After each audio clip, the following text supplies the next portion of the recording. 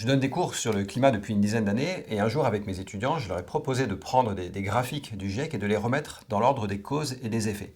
Alors j'ai fait un pas de côté, je les ai regardés travailler, j'ai écouté leurs discussions et là j'ai compris que ce qui se passait dans leur tête en faisant cet exercice, c'était un petit peu le même cheminement que moi j'avais eu quand je me suis formé sur le GIEC.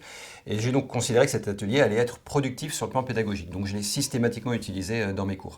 Donc je l'ai amélioré d'année en année jusqu'à ce qu'il devienne très autoporteur et que jusqu'à ce qu'il fasse la preuve également de sa capacité à passer à l'échelle. Et là, je me suis dit que cet outil qui marchait bien, qui permet d'éduquer les citoyens sur les questions de changement climatique, de les former, cet outil, il fallait le mettre à disposition de la transition énergétique pour justement sensibiliser et former massivement les citoyens et également les entreprises et les décideurs dans les entreprises. Parce que le jour où les citoyens et les entreprises expliqueront aux hommes politiques et aux femmes politiques ce qu'ils doivent faire sur le climat, ben ils le feront.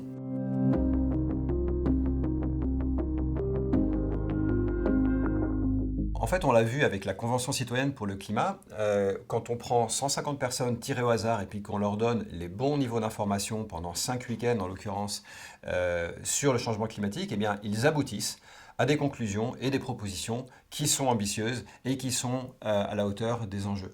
Qu'est-ce qui s'est passé à l'arrivée, après que les propositions aient été faites? Ni le politique, ni le grand public n'a été capable d'accepter l'intégralité de ces propositions, alors que les membres de la Convention s'étaient eux-mêmes auto-restreints pour ne pas aller trop loin, ils avaient peur que ce ne soit pas encore acceptable. Donc on voit du coup l'importance de cette formation, de cette sensibilisation. Donc ces 150 citoyens, eux, ils ont eu la chance de passer le temps nécessaire pour comprendre le sujet et ils sont arrivés aux conclusions qui vont bien.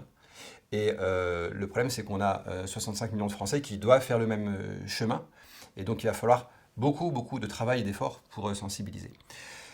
On sous-estime énormément cette importance de la sensibilisation, y compris chez les acteurs de la transition eux-mêmes. Et ça a été documenté par des psychologues, ça s'appelle l'effet Dunning-Kruger, c'est-à-dire que quand on ne connaît pas un sujet, on surestime ses compétences sur ce sujet. Et quand on connaît bien un sujet, non seulement on sous-estime ses compétences sur le sujet, mais on surestime celles des autres. Et c'est ça qui se passe en fait. Quand on est un acteur de la transition, quand on connaît les questions de climat, d'écologie, de RSE, et qu'on travaille dessus depuis 10 ans, 20 ans, on considère comme acquis que ces choses sont partagées par tout le monde. Et ce n'est pas le cas. Et donc ça, c'est des psychologues l'ont mis en lumière et aujourd'hui, ça nous permet un peu de comprendre ce gap qui existe entre les acteurs de la transition et le reste de la population qui sont très loin derrière en termes de compréhension. Et bien, il va falloir rattraper ce retard, ce qui veut dire que dans les prochaines années, le premier point de l'agenda de la transition, c'est la sensibilisation et c'est l'information et la formation du public. Il y a une interview d'Étienne Klein sur France Inter un matin du mois de juillet où il parle d'un sondage qui a été fait auprès des Français sur la chloroquine, avec des Français qui ont un avis que la chloroquine c'est bien, d'autres que la chloroquine c'est pas bien. Et alors que quand on demande à un véritable scientifique, lui il a la bonne réponse qui est « je ne sais pas ». Sur un sujet qui est extrêmement technique, on demande au commun des mortels ce qu'il en pense. Il y a des gens qui ont un avis alors qu'ils ne sont pas du tout compétents dans le domaine. Et alors que ceux qui sont compétents n'ont justement pas d'avis parce qu'eux, ils savent que ce n'est pas si simple que ça. Donc voilà, ça illustre très bien l'effet Dunning-Kruger.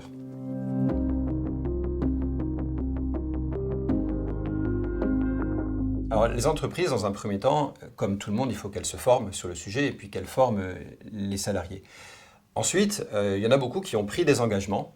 Bon, quand on voit les engagements qui sont hyper ambitieux, on se doute qu'en vrai, elles n'ont pas bien compris où elles vont et elles n'ont pas vraiment mesuré l'ampleur de ce qu'elles avaient annoncé. Mais c'est important que les entreprises prennent des engagements sur la transition carbone et qu'elles commencent à travailler sur réduire leur empreinte carbone.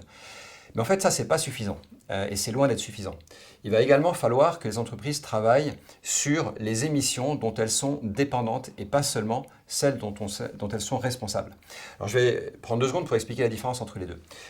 Dans le bilan carbone, on a le scope 1 et 2 qui représente essentiellement les émissions qui ont lieu sur le périmètre de l'entreprise et c'est donc les émissions dont elles sont responsables. Et en effet, il faut qu'elles travaillent à les réduire. Voilà. Dans le scope 3 du bilan carbone, on a l'usage des biens et des services qui sont produits par ces entreprises et ce ne sont pas des émissions dont elles sont responsables, ce sont les émissions par contre dont elles sont dépendantes. Donc, je vous donne un exemple, si vous fabriquez une voiture, vous n'êtes pas responsable directement de l'essence qui sera mise dans cette voiture et des émissions de CO2 qui découlera de l'usage de cette voiture. C'est votre client, c'est l'utilisateur qui sera responsable de ces émissions.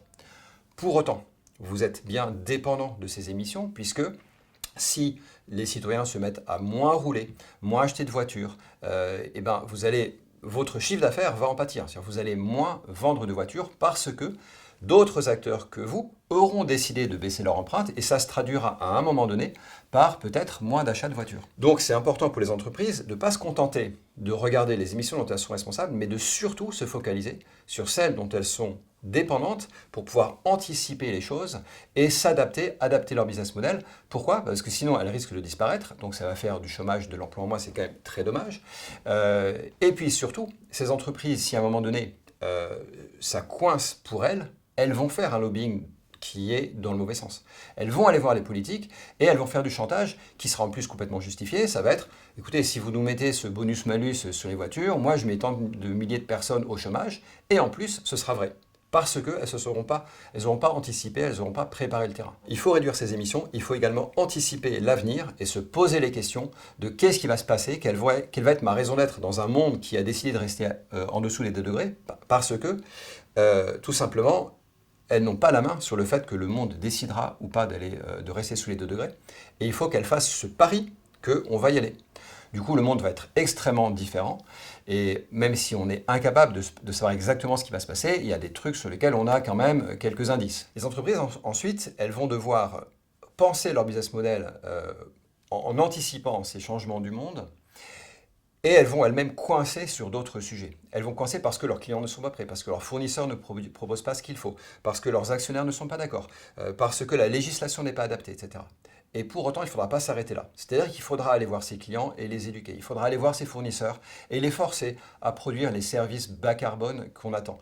Il faudra aller voir le législateur pour lui dire que la loi n'est pas adaptée. Les entreprises vont aussi aller voir leurs concurrents pour, ensemble, en tant que fédération, en tant que filière industrielle entière, expliquer que maintenant on pourrait aller plus loin, mais ce n'est pas possible parce que financièrement ça ne vaut pas le coup.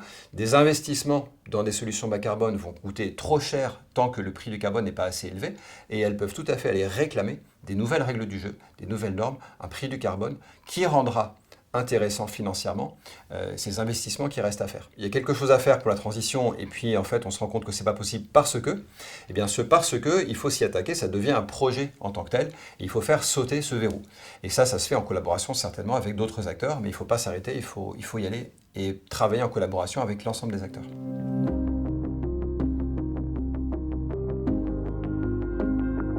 Bien, le ministère de la Transition écologique a énormément de leviers à disposition pour justement attaquer les questions du climat. Un des leviers, c'est justement la sensibilisation et la formation sur les questions d'environnement, à la fois au sein du ministère, tout simplement, que l'ensemble des agents connaissent bien ce sujet, également autour du ministère, c'est-à-dire toutes les parties prenantes avec qui les agents, les cadres travaillent, et également le grand public. Le ministère de la Transition écologique devrait être le moteur de cette diffusion, de cette sensibilisation et de cette formation sur le changement climatique. Donc la fresque du climat peut être un des outils pour ça, c'est quelque chose qui marche bien, qui se déploie facilement. Donc je vous inviterai volontiers à prendre comme objectif de déployer cette fresque sur le périmètre de l'ensemble des agents du ministère, et ce, dans des délais rapides, comme un an et demi maximum, histoire que le ministère soit en avance sur le reste de la population française.